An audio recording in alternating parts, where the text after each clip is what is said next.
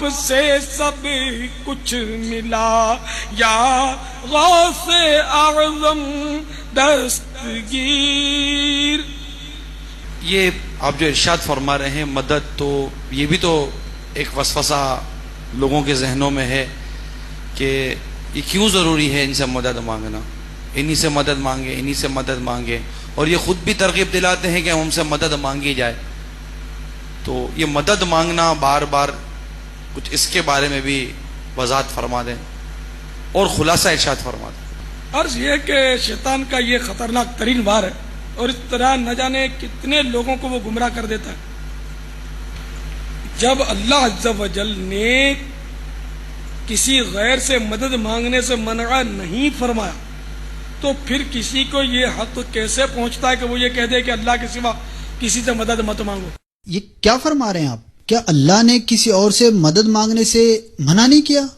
کوئی بتا دے کہاں منع فرمایا؟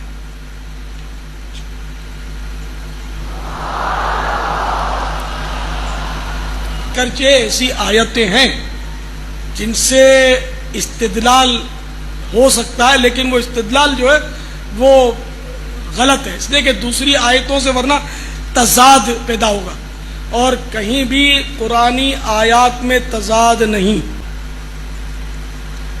چنانچہ کسی سے مدد نہ مانگنے کا اللہ تعالیٰ نے منع نہیں فرمایا. میں آپ کو صحیح عرض کر رہا ہوں، ورنہ تو آپ خود بھی اور ساری امت گناہگار ٹھہرے گی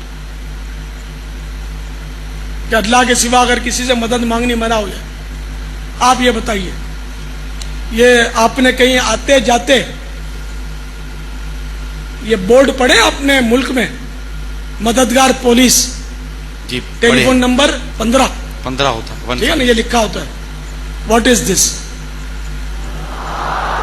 تو یہ تو سارے کے سارے، یہ مدد مانگنا اگر گناہ ہے، گناہ بھی نہیں بلکہ بعضوں کا شیطان وسوسہ ڈالتا ہے تو شرک ہے کہ مدد مانگنا تو مدد کرنا تو اللہ ہی کی صفت ہے، اللہ ہی مدد پر قادر ہے اور کوئی مدد کر ہی نہیں سکتا. اسی طرح کی باتیں ہیں ہے نا، کرتا ہے نا، وسوسہ ڈالتا ہے شیطان. تو میرے بھولے بھالے مدنی بیٹے، آپ غور تو کیجئے کہ یہ مددگار پولیس، یہ دعویٰ کرنے والے تھانے والے سب مشرک ہو گئے، اسلام سے خارج ہو گئے معاذ اللہ. دنیا میں یہ دستور ہے کہ حکیم مدد کرتا ہے، ظلم سے بچاتا ہے، حکیم دوا دیتا ہے، دوا دینا بھی تو مدد ہی ہے. اور پھر یہ کہ ٹھوک بجا کر تو کہتے ہیں کہ فلاں ڈاکٹر سے علاج، فلاں ڈاکٹر کے علاج سے میں ٹھیک ہو گیا. اب مسلمان رہے کیا اس وسوسے کے تحت؟ ہیں تو شرک نہیں ہو گیا؟ يدعو من دون اللہ ما لا يضره وما لا ينفعه، اور وہ پکارتے ہیں ایسی ہستیوں کو اللہ کے سوا کہ جو نہ انہیں نقصان دے سکتی ہیں اور نہ نفع دے سکتی ہیں.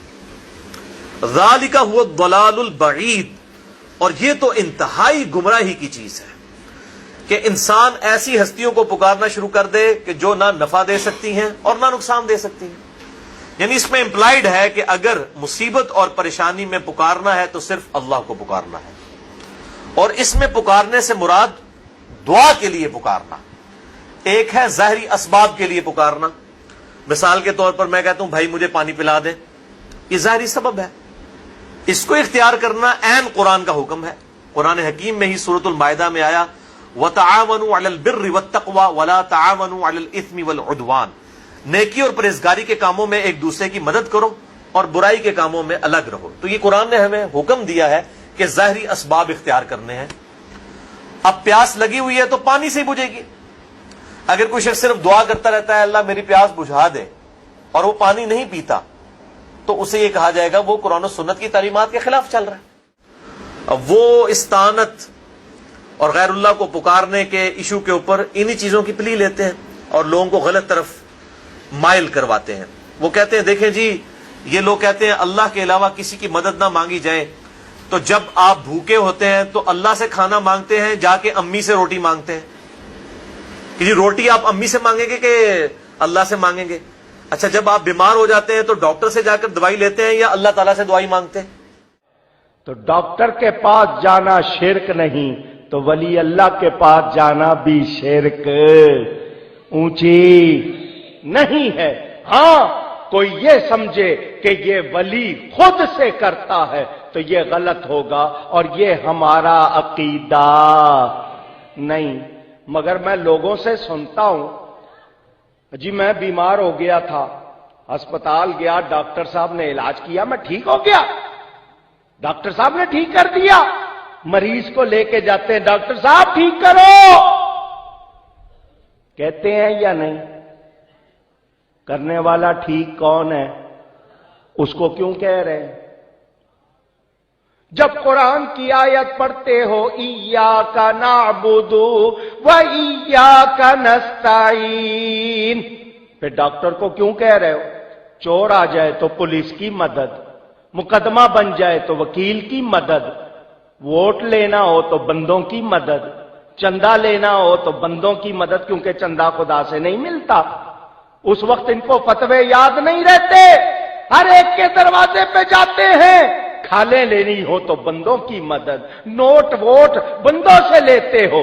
میں اگر ولی اللہ کے پاس جاؤں، اس سے کوئی مدد مانگوں تو فتوے لگاتے ہیں. تو میرے بھائیوں، یہ تو اسباب ہیں. اسباب کا تو قرآن میں حکم ہے، وَتَعَاوَنُوا عَلَى الْبِرِّ وَالتَّقْوَى وَلَا تَعَاوَنُوا عَلَى الْإِثْمِ وَالْعُدْوَانِ. نیکی اور پرہیزگاری کے کاموں میں ایک دوسرے کی مدد کرو اور برائی کے کاموں میں الگ رہو. ظاہری اسباب تو آپ کافر سے بھی اختیار کر سکتے ہیں. نبی صلی اللہ علیہ وسلم سے اوپر تو کوئی نہیں ہے نا مخلوقات میں.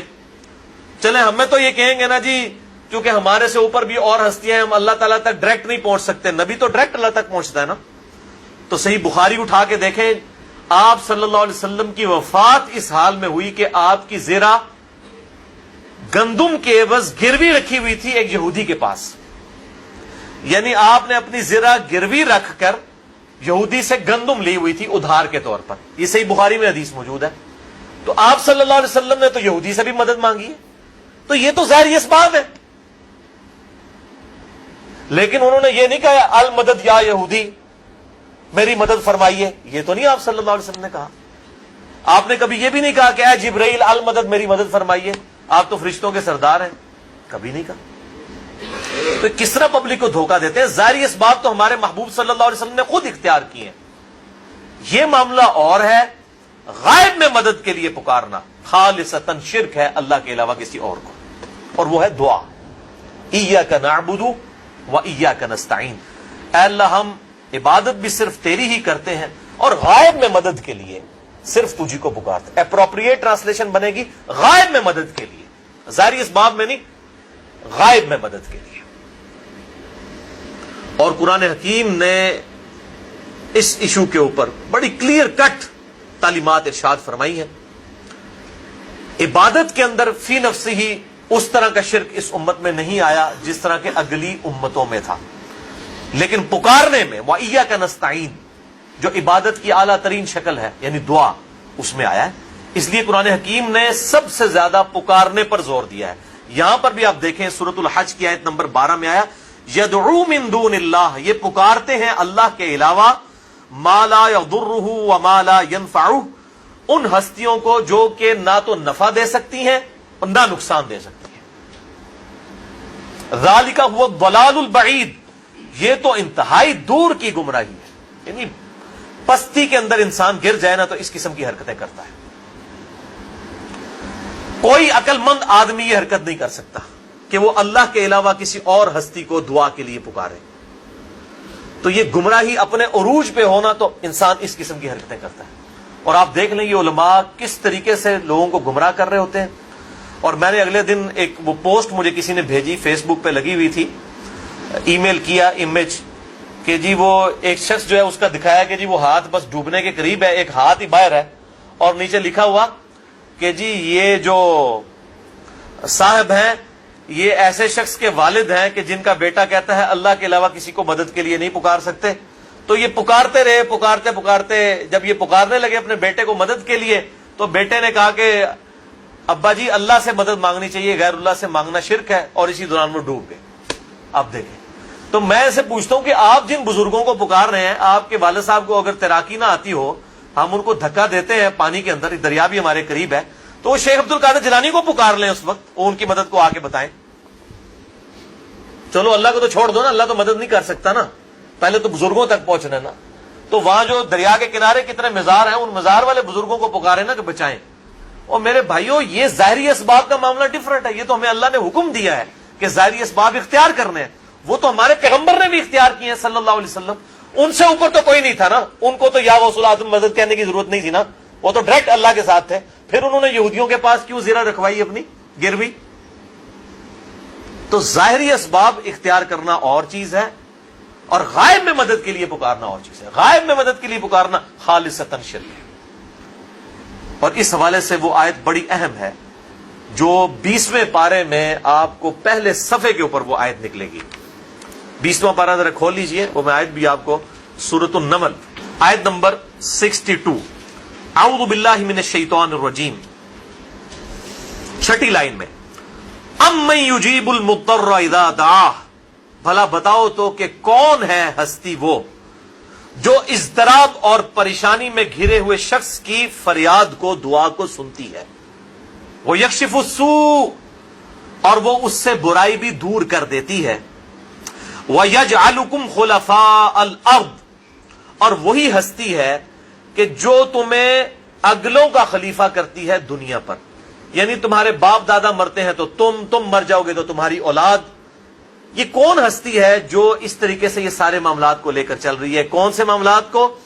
اضطراب میں گھرے ہوئے شخص کی دعا کو قبول کرنا، اس سے برائی کو، اس کی تکلیف کو دور کرنا، اور تمہیں اگلوں کا زمین پر خلیفہ کرنا. اِلَٰهٌ مَّعَ اللَّهِ، کیا اللہ کے ساتھ کوئی اور الہ بھی ہے؟ قَلِيلًا مَّا تَذَكَّرُونَ، لیکن بہت کم ہی لوگ نصیحت حاصل کرتے ہیں. یعنی اللہ تعالیٰ فرماتا ہے کیا اللہ کے ساتھ اور الہ بھی ہے جس سے تم دعا مانگو؟ مراد کیا کہ جس سے دعا مانگی جاتی ہے وہ الہ ہوتا ہے، اور جو الہ ہوتا ہے دعا اسی سے مانگی جاتی ہے. لہذا مولا علی علیہ السلام رضی اللہ عنہ، ان کو مدد کے لیے پکارنا گویا انہیں الہ ماننا ہے. مولا علی بھی اپنی نمازوں میں اللہ کو پکارتے تھے. مولا علی کا ماننے والا بھی وہ ہوگا جو اللہ کو پکارے گا. یہ آیت بالکل واضح ثبوت ہے. باقی آپ اسباب بے شک اختیار کریں، اس میں کوئی حرج نہیں ہے. اور پھر مثالیں دے رہے ہوتے ہیں قرآن حکیم سے.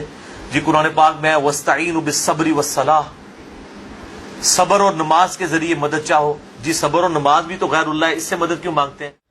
اب آگے قرآن میں آگے آئیے، اللہ فرماتا ہے وَاسْتَعِينُوا بِالصَّبْرِ وَالصَّلَاةِ. یہ وَاسْتَعِينُوا بھی عون مادے سے ہی بنا ہے جس سے نستعین بنا ہے. تو ایک طرف ہے اِيَّاكَ نَعْبُدُ وَإِيَّاكَ نَسْتَعِينُ، اے اللہ خاص تیری عبادت کرتے ہیں، تجھی سے مدد طلب کرتے ہیں. اور دوسری طرف اللہ خود انہی حروف اصلیہ کے ساتھ بیان فرما رہا ہے وَاسْتَعِينُوا بِالصَّبْرِ وَالصَّلَاةِ، صبر اور نماز سے مدد طلب کرو. صبر خدا نہیں، نماز خدا نہیں، یہ غیر اللہ ہے، غیر خدا ہے. اور آپ کا رب آپ سے فرما رہا ہے وَاسْتَعِينُوا بِالصَّبْرِ وَالصَّلَاةِ، نماز اور صبر سے مدد طلب کرو. بتائیے کیا قرآن شرک مٹانے کے لیے آیا ہے کہ شرک کی ترغیب دینے کے لیے آیا ہے؟ مٹانے کے لیے آیا ہے. وہ میرے بھائیوں کب ہم مدد مانگتے ہیں؟ ہم کیا کہتے ہیں؟ المدد یا نماز، المدد یا صبر. کون کہتا ہے؟ یہ جو ہمیں پیش کر رہے ہوتے ہیں وہ بھی نہیں کہتے. یہ تو وَاسْتَعِينُوا بِالصَّبْرِ وَالصَّلَاةِ، ساتھ یہ ہے اِنَّ اللَّهَ مَعَ الصَّابِرِينَ، بے شک اللہ صبر کرنے والوں کے ساتھ ہے. یعنی صبر کے ذریعے اور نماز پڑھنے کے ذریعے اللہ کی مدد تلاش کرو. یہ ہے مطلب اس کا. المدد یا صبر، المدد یا نماز، یہ مطلب ہے. تو اس طریقے سے کس طرح قرآن حکیم کا یہ علماء مذاق اڑا رہے ہوتے ہیں اور اس قسم کے اشکالات پیدا کرتے ہیں. اس مسئلے کو بتانے کے لیے کہ اس میں کہیں بھی اب توسل کی بات نہیں، ایک قدم آگے کی بات ہے، براہ راست مانگنے کی بات ہے، طلب کرنے کی بات ہے. حدیث نمبر 1475، یہ دلیل ہے استعانت اور استغاثہ کی. براہ راست انبیاء سے، اولیاء سے مانگنا. امام بخاری نے مانگنے اور دینے کا پورا مضمون طویل درجنوں حدیثوں کے ساتھ قائم کر کے اب وہ حدیث یہاں لائے. وقال ان الشمس تدنو يوم القيامة حتى يبلغ العرق نصف الاذن. امام بخاری روایت کرتے ہیں کہ قیامت کے دن آقا علیہ السلام نے فرمایا سورج قریب ہوگا، حتیٰ کہ پسینے سے لوگ کانوں تک شرابور ہو جائیں گے. فبیناہم کذالک، اب کیا لفظ، کذالک استغاثوا بآدم، تو ساری امتیں کل اہل محشر جمع ہو کر حضرت آدم علیہ السلام کی خدمت میں جائیں گے اور قیامت کے دن کہیں گے آدم ہماری مدد کریں، آج آپ ہمارے غوث بنے، کذالک استغاثوا، سب مل کر آدم علیہ السلام سے مدد مانگیں گے۔ اب سوال پیدا ہوتا ہے، اتنا بڑا اجماع کائنات کی تاریخ میں کسی مسئلے پہ نہیں ہوا جتنا اجماع انبیاء سے مدد مانگنے کے مسئلے پر ہوا۔ رب کائنات خود عرش پر کرسی پر جلوہ فروز ہیں، اور یہ مدد اللہ کے نبی سے مانگی جا رہی ہے، کہاں پر؟ اللہ کے سامنے۔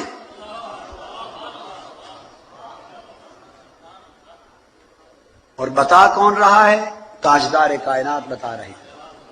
وہ یہ نہیں کہیں گے بھئی اللہ سامنے بیٹھا ہے عرش پر، اللہ کے ہوتے ہوئے نبی سے مدد مانگنے جا رہے ہو، اتنا بڑا شرک،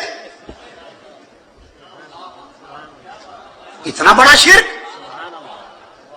قیامت کے دن اگر یہ شرک ہے تو کل امت مشرک ہو گئی، معاذ اللہ، استغفر اللہ۔ تو پتہ چلا کہ انبیاء سے مدد مانگنا یہ محشر کے دن کی سنت ہے، محشر کے دن کی۔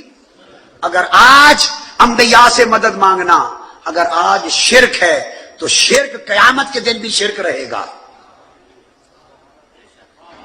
اگر آج استغاثہ شرک ہے تو شرک قیامت کے دن بھی شرک ہوگا، اور اگر استغاثہ قیامت کے دن جائز ہے تو آج بھی جائز ہے۔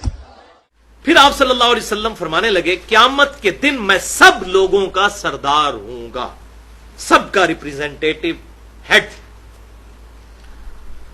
تمہیں معلوم ہے کہ وہ دن کیسا ہوگا؟ اس دن دنیا کے شروع سے لے کر قیامت کے دن تک ساری خلقت ایک چٹیل میدان میں جمع کر دی جائے گی، اور ایک پکارنے والے کی آواز سب کے کانوں تک پہنچ سکے گی، اور اگر کوئی شخص ایک نظر سے دیکھے تو اسے ساری مخلوقات نظر آئیں گی۔ چٹیل میدان، سورج بالکل قریب ہو جائے گا اور لوگوں کی پریشانی اور بے قراری کی کوئی حد نہ ہوگی۔ قرآن میں ہے نا 50,000 سال کا دن ہے یہ قیامت کا، اور حالت برداشت سے باہر ہو جائے گی۔ لوگ آپس میں مشورہ کریں گے اور کہیں گے کہ ہماری کیا حالت ہے، کیا کوئی ایسا مقبول بندہ نہیں کہ جو اللہ کے حضور ہماری شفاعت کر سکے؟ لیکن یہ بات یاد رکھیے گا، یہ ظاہری اسباب ہے۔ آج لوگ کہتے ہیں جی فلاں بزرگ جو دنیا سے جا چکے ہیں جی، قیامت کی مثالیں دے کے کہتے ہیں جی وہ شفاعت وہاں سے نہیں۔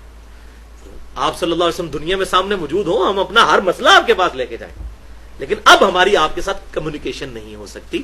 درود شریف ہمارا آپ صلی اللہ علیہ وسلم تک پہنچ رہا ہے، نماز میں بھی پڑھ رہے ہیں، السلام علیکم ایھا النبی، بخاری اور مسلم کی حدیث ہے، جب تم پڑھو گے اللہ تعالیٰ تمہارا سلام میرے تک پہنچا دے گا، تمام نیک بندوں تک پہنچا دے گا۔ لیکن آج کمیونیکیشن نہیں ہو سکتی، کیونکہ میں اس لیے بات کر رہا ہوں کہ احمد بریلوی صاحب نے اسی کے اوپر ایک شعر لکھ دیا ہے، آج لے ان کی پناہ، آج مدد مانگ ان سے، پھر نہ مانیں گے اگر قیامت میں تو مان گیا۔ یعنی قیامت والے دن اگر حضور صلی اللہ علیہ وسلم سے شفاعت مانگے گا تو وہ قبول نہیں ہوگی، ادھر مانگنی شروع کر۔ تو اب انہوں نے خود ایک نظریہ امت میں انجیکٹ کر دیا، اور پھر اس کی بنیاد کے اوپر یہ معاملات کرنے شروع کر دیے۔ حالانکہ شفاعت کس سے مانگنی ہے؟ اللہ سے، وہ آگے آ بھی رہی ہے، اور اس کا طریقہ بھی اللہ کے محبوب صلی اللہ علیہ وسلم نے تعلیم فرما دیا۔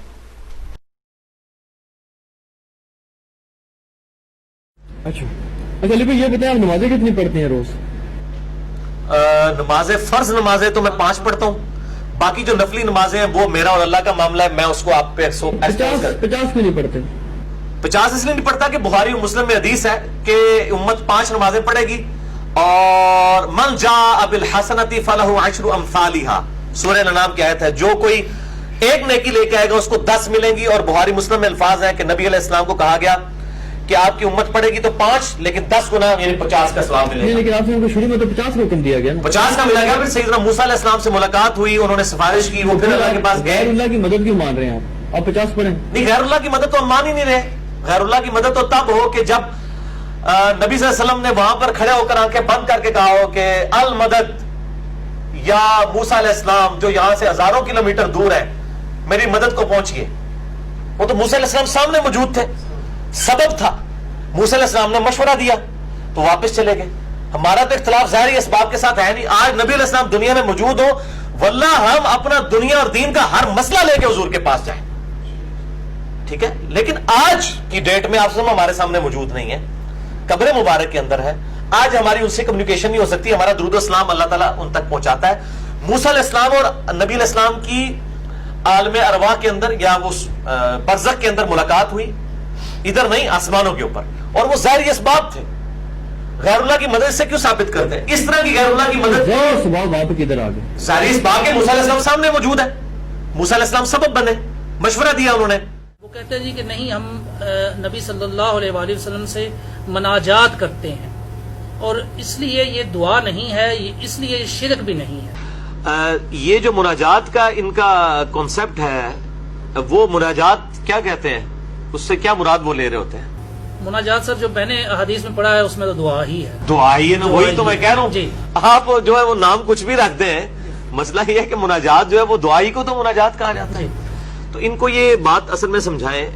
مناجات والا جو معاملہ ہے, ان سے کہیں کہ نبی صلی اللہ علیہ وآلہ وسلم نے کلیئر کٹ جب یہ بات ارشاد فرما دی, جس حدیث کی طرف آپ نے اشارہ کیا وہ اس میں نے ڈالی ہوئی ہے.